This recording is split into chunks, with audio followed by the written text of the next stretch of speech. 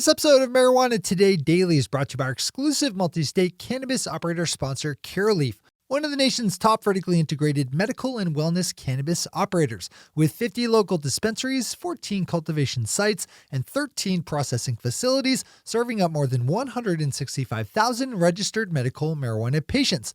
You can learn more about Curaleaf over at curaleaf.com, with Curaleaf spelled C-U-R-A-L-E-A-F.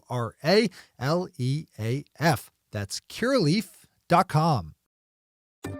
Good morning, Marijuana Nation. It's Friday, January 24th, 2020, and you're tuned in to episode 872 of Marijuana Today Daily. I'm your host, Shay Gunther, and I'll be walking you through today's marijuana news and headlines. As always, we have a full and busy day of cannabis news in our hands, so let's jump right into it.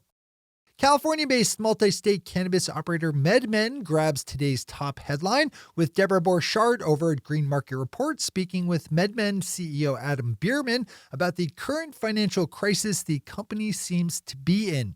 As you might expect a CEO to do, Bierman framed the financial difficulties MedMen is experiencing in the best way possible, admitting that they were late to paying out to vendors, but explaining it as a painful result of growing too quickly and, quote, as would be commonplace in the restructuring of a retailer, unquote.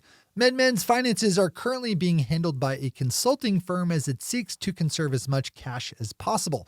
He also pointed out that he and co-founder Andrew Maudlin had been major participants in a recent round of fundraising. This is one of those stories that you just need to read in full. Pop over to Green Market Report for the full dive in. As always, we have all the news we cover linked to on our website at mjtodaydaily.com. Marijuana Business Daily's John Schroyer has a super roundup of the current state of the legal cannabis industry in California in the first of a planned three-part series on the 2-year anniversary of the start of legal adult use sales.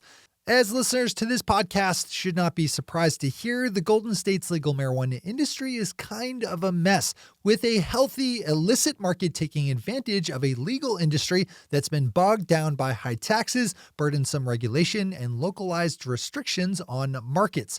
Just 20% of the overall California marijuana market is thought to be flowing through legal dispensaries right now, and a large number of legal businesses have been closed down or otherwise majorly scaled back operations. There are tons of lessons to be learned here. Scoop them up.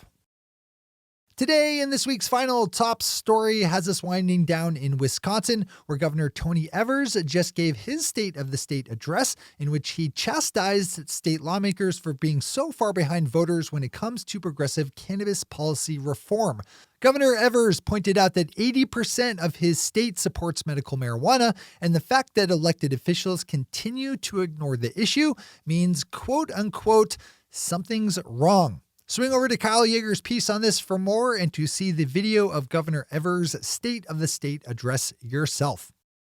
Those are the top stories for today. It's time for Marijuana Today Daily Headlines Blitz. Before we blitz out in headlines, let's quickly thank our sponsor, Curaleaf, one of the nation's top multi-state cannabis operators with 50 local dispensaries, 14 cultivation sites, and 13 processing facilities, serving up more than 165,000 registered medical marijuana patients. Curaleaf knows exactly how positive marijuana can be for people, especially those who utilize it for medicinal benefits, which is one of the reasons why it supports the work of the Veterans Cannabis Project, which works to expand access to medical marijuana by military veteran patients. There are too many veterans of our nation's military who could find relief with the use of medical marijuana who just aren't able yet to legally access it. The Veterans Cannabis Project is working to fix that. To learn more about the Veterans Cannabis Project, including how you can help in their mission, open up their website at vetscp.org, which is spelled VETSCP.org. Thanks again to everyone at Curaleaf for supporting our show and the vital work done over at the Veterans Cannabis Project. All right, time for the Blitz. A marijuana dispensary a few hours south of Chicago is the first in Illinois to land approval to open up a public consumption space for customers to consume cannabis. The dispensary, Illinois Supply and Provision, says it will add on a new space to its current shop in downtown Springfield. There's no exact timeline given yet as to when the new space will open up. Yesterday, the California Bureau of Cannabis Control approved a new plan requiring licensed retailers and distributors to display a QR code linking to their license that will be placed on storefront windows and for distribution employees to carry with them when transporting product. The new plan still has to be signed off on by the California Office of Administrative Law, but could go into effect within weeks.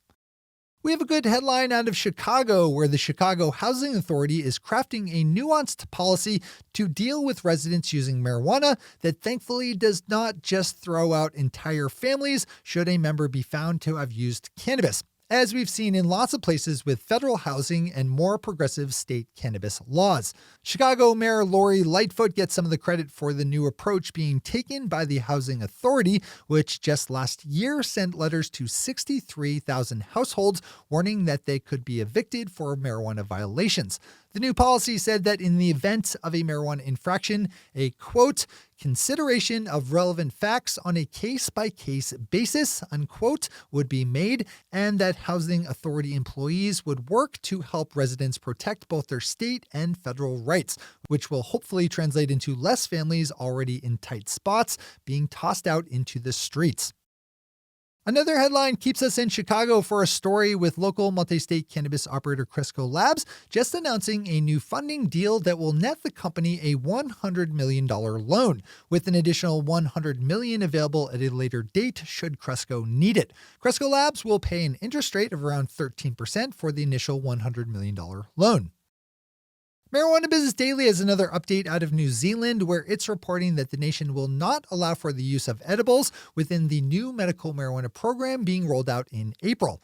I just reported on a similar story out of New Zealand picked up by Marijuana Business Daily that a vaporizer ban would be overturned by April, so it's disappointing to hear this news. Matt Lamers has more on this if you need it. Yesterday in New Hampshire, the State House Criminal Justice and Public Safety Committee discussed a proposed bill to legalize adult-use marijuana that does not set up a commercial sales program, similar to one passed in neighboring Vermont. As Kyle Yeager over Marijuana Moment is reporting, the day saw a number of experts give testimony, the bulk of whom spoke positively about the legislation, which would make legal the act of growing and using marijuana, as well as the sharing of up to 3/4 of an ounce with friends.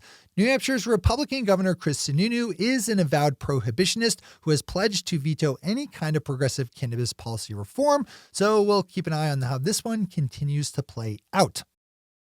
We end the day on a light note, as NBC5 Chicago is reporting that someone stole all of the marijuana that had been dropped into a special new so-called amnesty box at Chicago's Midway Airport, designed for people flying out to drop off any leftover cannabis they have on them. That box is supposed to be locked up for very obvious reasons, but it wasn't on Wednesday. Police say they have footage of a man swiping all of the leftover product out of the amnesty box before hightailing it out of the airport post-haste. To that savvy, opportunistic Robin Hood of a cannabis thief, we salute you. Those are the headlines and news for the day. I'll be back with you again Monday morning with another information-packed episode of Marijuana Today Daily. But in the meantime, if you have any stories to share or feedback to give, zip us an email to headlines@mjtodaydaily.com. And while you're clicking around the interwebs, swing over to our website at mjtodaydaily.com to find links to all the news we cover. Thanks to our sponsor, Curaleaf, and to all of our awesome Patreon listeners for the support that makes this show possible. To join the illustrious ranks of the Patreon listeners yourself, swing over to our website at mjtodaydaily.com and click on that big blue button at the top of the page that says Become a Patron. I'm your host, Shay Gunther. Thanks for tuning in and starting your day with marijuana today.